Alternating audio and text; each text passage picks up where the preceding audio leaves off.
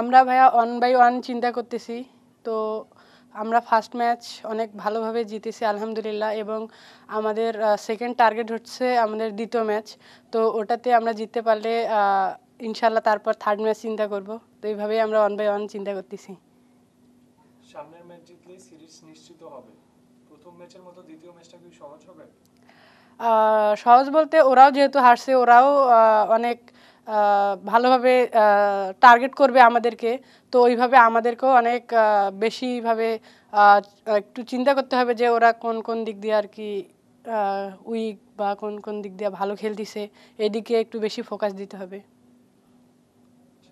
ওদের ব্যাটারদের বিপক্ষে বল করা কতটা কঠিন? ওরা স্পিন নাকি পেসে দুর্বল? আমার কাছে মনে হচ্ছে ভাইয়া আমাদের যেহেতু আমাদের স্পিন অ্যাটাক বলেন পেস অ্যাটাক বলেন অনেক ভালো হচ্ছে আলহামদুলিল্লাহ। শুধু আমাদের হচ্ছে একটু বলার মানে একটু ছোটোখাটো মিস্টেকের কারণে যেগুলো আমরা ভুল করি, তো এইখানে আর কি ওরা রান বাইর করতেছে। তো আমরা ইনশাল্লাহ নেক্সট ম্যাচে খুব ইজিলি খুব ভালোভাবে কামব্যাক করব। দ্বিতীয় ম্যাচে আইরিশরা নিশ্চয়ই কামব্যাক করতে চাইবে। সেক্ষেত্রে আমাদের কোন ডিপার্টমেন্টে বেশি নজর দিতে হবে?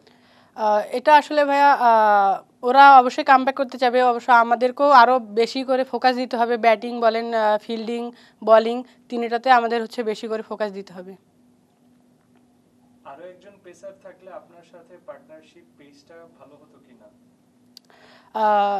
এটা তো ভাই অবশ্যই ভালো হতো, যেহেতু আমাদের হচ্ছে মিরপুর এটা হচ্ছে স্পিনিং উইকেট। তো আমার কাছে মনে হয় এখন টিম যা ভালো বুঝে, তো আলহামদুলিল্লাহ ভালোই হচ্ছে। সিরিজ জয়ের ব্যাপারটা কতটা আত্মবিশ্বাসী আপনারা? আমরা ফুল কনফিডেন্সে ফার্স্ট ম্যাচ জিতেছি, ইনশাল্লাহ সেকেন্ড ম্যাচ জিতবো। এভাবে 1/1 ম্যাচ জিতলে ইনশাল্লাহ আমরা সিরিজ জয় করব। লাস্ট প্রশ্ন, মারুফার টার্গেট কি থাকবে? আমার টার্গেট সিক্রেট। আচ্ছা, থ্যাংক ইউ। থ্যাংক ইউ ভাইয়া।